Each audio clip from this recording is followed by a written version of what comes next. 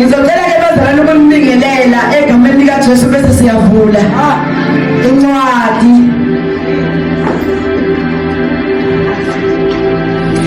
Nginibingelela ngencwadi noma akengivulele incwadi bengizonibingelela kanje. Akezivulele incwadi yomphathizitsha owayephethe izitsha zenkosi. Funa ukubona ukuthi abazalwane bayazi. Ngibingelela ngomuntu oyomphathizitsha owayephethe izitsha zenkosi. Uyabona okanye osiphe basabangidora nje bangibuke bele. Ngibingelela ngencwadi yomphathizitsha zenkosi. Ngibingelela bazalwane ngenkosi akezivulele uNehemiya. Sivulele Nehemiya 1 kodwa ke izogxila kakhulu ukuthi kodwa siyendlalele ke bazalwane siqala nje kahle lapha sizoqala ku-verse 2.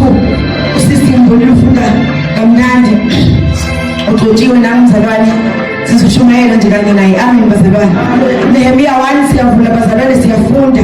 Cela ninikeze mic mawuba nayo. Siyashumayela nje bazalwane siyagcina ngoba evele kade kushunyayelwe ekade izwi likaNkulunkulu lehla sesiyavalisana nje. Nehemiya 1 verse 1 isihloko sincela ukalethuma zamdlalela nje ngoba indele siyabuye futhi. Isihloko sithi umkhuleko kaNehemiya ngabaka Israyeli. Qhubeka ngo-22. Kwafika uHanani omunye wayevela lapha kwasuka wenzela indaba yokuthi bese kufika uHanani.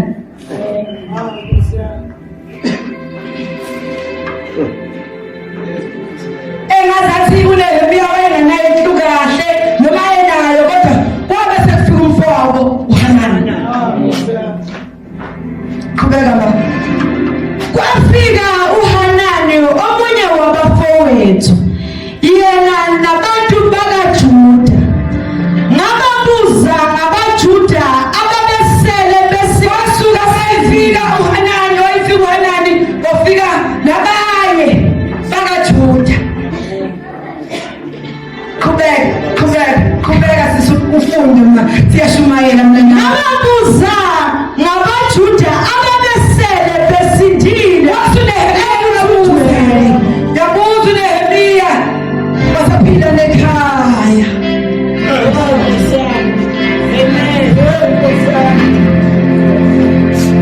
Khala phansi ngababuza phansi. Kwafika uHanani omunye wabafowethu yena nabantu bakaJuda. Le ndaba lomuntu okude kodize nomunye wabafowabo. Qhubeka maseshumayela ungangilindi siyahamba siyaflow. Ngababuza ngabaJuda ababesele besindile ekuthunjweni nangeJerusalema. Qhubeka bathi kimi intali eseleyo ekuthunjweni lapho ezweni isekuhluphekeni okukhulu nasehla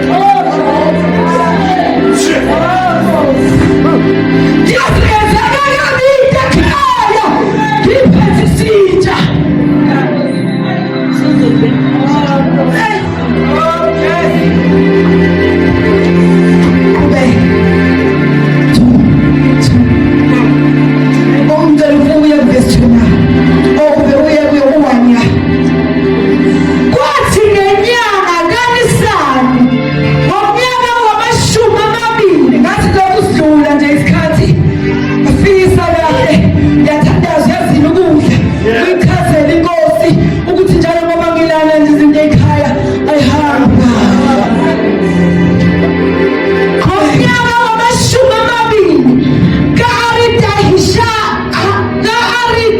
Hishashida inkosi iwayini liphambi kwakhe, ngaliphakamisa iwayini ngalinika inkosi, ngingazange ngibiphe phambi kwayo. Inkinga manje phasi izinja uma inkosi izodla, bantu abahlala ebukhosini bayazi ukuthi uma uzodla bangasizwe uhlala ebukhosini mawukafoda nje kahle uyahamba uyokwenza one testing.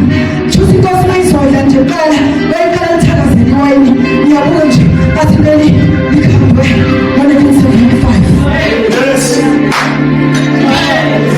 Leli wayini leli athi linuka mnandi nalendlela amsazi ibayise wayinuka afike wayini ngihamba ngayizomanje. Oh God.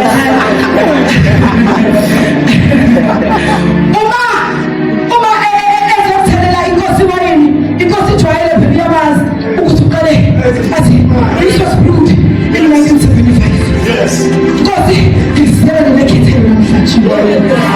Kodwa kwase kuba khona omunye uthi kube lesuku. Inkosi yathi kimi ubuso bakho bubiphelele. Lokhu kungaguli na hlabishaya le mbangozi manje.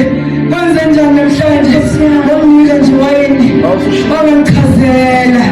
Hayi kubiphelele ubuso. Ngoba wena phambi kwami uyenzi lento. Uma uzongilethela ukudla usuke ujabulile. Namhlanje injabulo yakhe iphelele.